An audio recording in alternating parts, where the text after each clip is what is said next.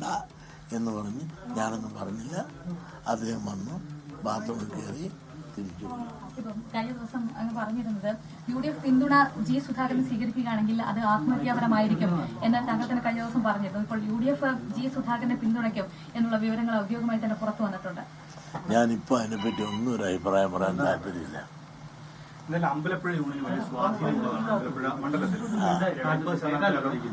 40% ഈഴവ വോട്ടുകൾ കൂടിയുള്ള മണ്ഡലമാണ്. അവിടെ സ്ഥാനാർത്ഥി നിർണയത്തിൽ ഈഴവർക്ക് അല്ലെങ്കിൽ SNDPക്ക് നിർണയമായ സ്ഥാനമുണ്ട്. എന്തായിരിക്കും ഇവിടെ SNDP എടുക്കുന്ന നിലപാട്? അതിപ്പോ കഴിയട്ടെ. സ്ഥാനാർത്ഥികളെല്ലാം SNDPക്ക് നിലപാട് അമ്പലപ്പുഴ മാത്രമല്ല, മൊത്തമല്ലേ. ആ മൊത്തം എടുക്കുമ്പോൾ സ്ഥാനാർത്ഥികളെല്ലാം നിർണയിച്ച് വരട്ടെ.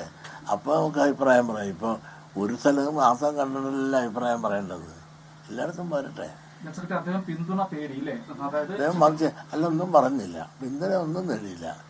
മറിച്ച് പറഞ്ഞ് എൻ്റെ കാല് ഇങ്ങനെ ഇരിക്കുകയാണ്, അപ്പം എനിക്ക് നല്ല സുഖം, ഇങ്ങോട്ടൊന്നും പറയണ്ട, ഞാനിങ്ങനെ നിൽക്കാൻ പോവുകയാണ്, ഇങ്ങോട്ടൊന്നും പറയണ്ട, സുഖമില്ലല്ലോ എന്ന് പറഞ്ഞ് ഞാൻ ഭാര്യ ഒന്ന് കാണണമെന്ന് പറഞ്ഞ് ഭാര്യയെ കൊണ്ട് ബാത്റൂമിൽ കയറി പോയി. UDFന്റെ പിന്തുണ അങ്ങ് നേരത്തെയും പറഞ്ഞു ആത്മഹത്യാപരമാണെന്ന്. അതേ നിലപാടിൽ ഉറച്ചു നിൽക്കുകയാണ്. അമ്പലപ്പുഴയിലെ കോൺഗ്രസ്സുകാരും ചതിക്കുമോ? ഞാൻ അദ്ദേഹത്തിന് ആരുടെ പിന്തുണയുണ്ടെന്ന് നമുക്ക് അറിയില്ലല്ലോ. ഇപ്പൊ അദ്ദേഹം സ്വതന്ത്രനായി നിൽക്കാൻ പോകുന്നല്ലേ അറിയുന്നത്. ആരുടെയും പിന്തുണ അദ്ദേഹം തന്നാൽ സ്വീകരിക്കും, ആരുടെയും പിന്തുണയ്ക്ക് വേണ്ടി പോകുകയല്ല എന്നാണ് നമ്മൾ മനസ്സിലാക്കിയിരിക്കുന്നത്. അമ്പലപ്പുഴയിലെ മത്സരത്തെ എങ്ങനെ കാണുന്നു? G. സുധാകരന്റെ വിജയ സാധ്യത എത്രത്തോളമുണ്ട്? പ്രത്യേകിച്ച് അടിത്തറയുള്ള ഒരു മണ്ഡലമാണ്. അല്ല, അതിപ്പോ സ്ഥാനാർത്ഥി നിർണയിച്ച് ആരുടെ എല്ലാം പിന്തുണ വരുന്നു എന്നുള്ളതൊക്കെ കണക്കാക്കിയിട്ടല്ലേ പറയുന്നത്. ആരുടെ ഒരു പിന്തുണയില്ലാതെ ഒരു ഒറ്റയ്ക്ക് നിൽക്കുന്നാൽ എങ്ങനെ ഇരിക്കും, ആരെങ്കിലുമൊക്കെ പിന്തുണച്ചാൽ എങ്ങനെ ഇരിക്കും, ഇതെല്ലാം കൂടെ കണക്കാക്കണ്ടേ. സുധാകരൻ അമ്പലപ്പുഴയിൽ ഒരു എക്സ് ഫാക്ടറാണ്. കാരണം സാധാരണ LDF UDF മത്സരമാണ് നടക്കൽ. പക്ഷെ സുധാകരനെ പോലൊരു നേതാവ് വരുമ്പോൾ അത് അവിടെ ഒരു എക്സ് ഫാക്ടറായിട്ട് മാറുകയില്ല. അല്ല, സുധാകരന് എന്ന് പറഞ്ഞ ഒരു ജനകീയനാണ്. അദ്ദേഹത്തിന് കുറെ ജനപിന്തുണ ഉണ്ടായിരുന്ന ഒരാളാണ് അദ്ദേഹം. അവർ ജില്ലയെ സംബന്ധിച്ചിടത്തോളം അദ്ദേഹത്തിന് ഒരുപാട് സ്വാധീനം ഉള്ള ഒരു മാന്യ വ്യക്തിയാണ്. ഭരണത്തിൽ ഒരു സത്യസന്ധനായ ഒരു മന്ത്രിയാണെന്ന് ചരിത്രം തെളിയിക്കുകയും കേരളത്തെ ബോധ്യപ്പെടുത്തുകയും ചെയ്തിട്ടുള്ള മന്ത്രിയാണ്. ഭരണത്തിൽ അദ്ദേഹം മിടുക്കനാണെന്ന് തെളിയിച്ചു കഴിഞ്ഞ കാര്യമാണ്. ഇതെല്ലാം കിട്ടുകയും കൊടുക്കുകയും ഭരിക്കുകയൊക്കെ ചെയ്യുന്നതെല്ലാം പാർട്ടിയുടെ അടിസ്ഥാനത്തിലാണല്ലോ. പാർട്ടി കൊടുത്തുകൊണ്ടാണ് ഇതെല്ലാം ചെയ്യാനെത്തത്. അതുകൊണ്ട് ഇതിനെപ്പറ്റി കൂടുതൽ ഇങ്ങനെ ചർവിതം ചെയ്യാൻ ഇപ്പം നോക്കണ്ട. എനിക്ക് തൊണ്ടയ്ക്കും വയ്യ, കുളിച്ചിട്ടില്ല, ഒന്നും വയ്യ എനിക്ക്.